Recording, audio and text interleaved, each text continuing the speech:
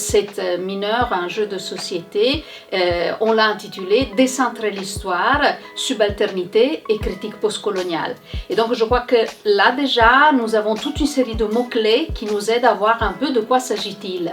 Il y a une question de décentrement, à faire un pas de côté, pour pouvoir dire l'histoire, faire l'histoire de façon différente. Cette mineure cherche à étudier les personnes et les événements qui sont oubliés entre guillemets de l'histoire, donc c'est-à-dire très souvent des personnes qui ne sont pas des hommes blancs issus de classes privilégiées de leur société. C'est une mineure qui est au croisement entre l'histoire et les sciences sociales.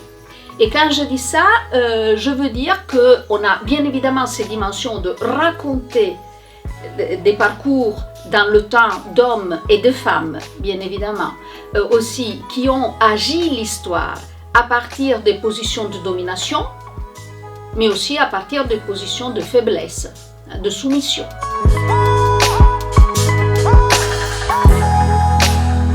C'est sûrement une mineure pour tous les étudiants et étudiantes en sciences humaines. Et on travaille tout le temps à l'articulation en fait entre histoire et sciences humaines en général, et ça peut avoir du sens aussi pour d'autres étudiants qui travaillent, se forment pour être opérationnels dans la société en dehors aussi des sciences humaines aux sciences strictes.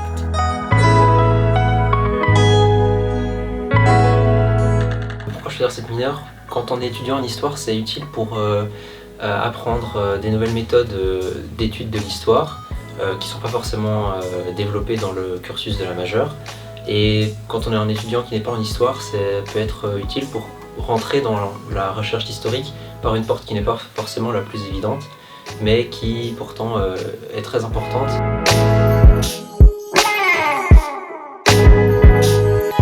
Il y a 2 cours obligatoires dans cette mineure. Dans l'un, on apprend à comprendre les intérêts de l'histoire culturelle au sein d'une approche décentrée de l'histoire. Et dans l'autre, on utilise des études de cas assez spécifiques pour illustrer des concepts plus théoriques de la méthode historique décentrée, ce qui permet de mieux les appréhender et de pouvoir les utiliser plus facilement par la suite. Ces 2 cours obligatoires ont été pensés pour donner aux étudiants et aux étudiantes une boîte à outils, un sac à dos méthodologique qui permet de travailler aussi dans d'autres disciplines qui ne sont pas l'histoire. Il y a aussi 4 autres cours à prendre au choix qui sont vraiment très variés. Ils sont classés dans 3 catégories. Donc il y a la première qui concerne une approche décentrée, donc qui va chercher des cours d'autres facultés bien souvent pour nous apprendre des méthodes qui s'éloignent un petit peu de l'histoire mais qui nous permettent de mieux appréhender certains pans de l'histoire. Ensuite, les 2 autres groupes de cours concernent des cultures et des aires géographiques extra-européennes qui sont souvent peu voire pas du tout étudiées dans la majeure.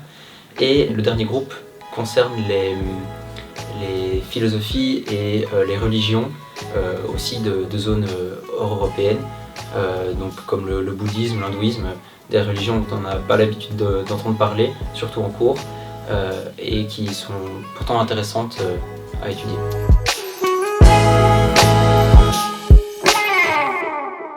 Il doit apprendre justement à regarder un objet historique de façon différente, inattendue. Donc ça se prête aux étudiants et aux étudiantes qui ont envie de faire des pas de côté et qui ont envie de se décentrer par rapport à eux-mêmes, par rapport à leurs préjugés par exemple, et à découvrir autre chose. Donc ça c'est vraiment la démarche, je dirais, fondamentale.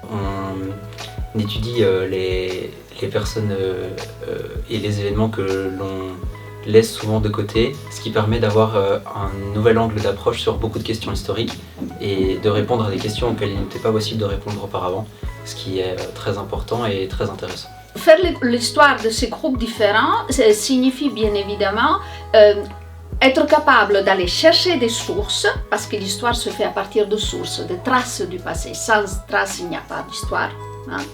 Mais aussi de poser les bonnes questions. Les bonnes questions qui ne sont pas nécessairement les questions des groupes dominants dans une société. Et donc, pour poser ces bonnes questions, il faut qu'on soit capable d'aller chercher des méthodes de travail qui sont souvent issues des sciences sociales.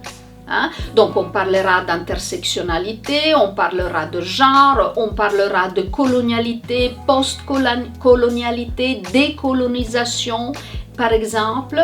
Et tout ça va permettre d'utiliser pour faire de l'histoire des concepts, des modèles sociaux aussi qui ont été élaborés dans le cadre d'autres disciplines comme la sociologie, les sciences juridiques, les sciences politiques et ainsi de suite.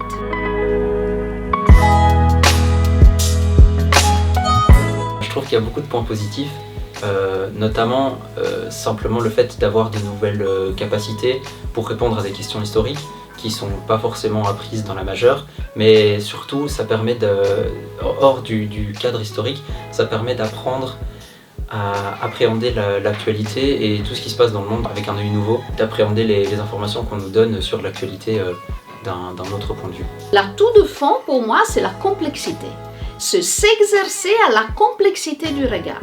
Hein? C'est complexe, donc c'est riche, donc c'est nuancé, donc c'est pas noir ou blanc. Hein?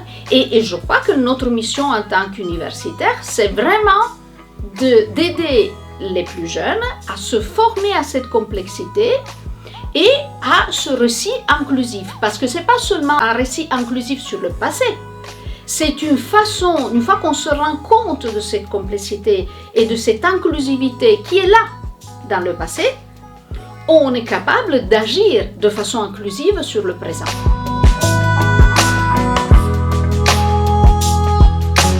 Hommes, femmes, enfants, ensemble pour pouvoir produire du savoir, agir, remettre en question les enjeux de pouvoir dans n'importe quel contexte.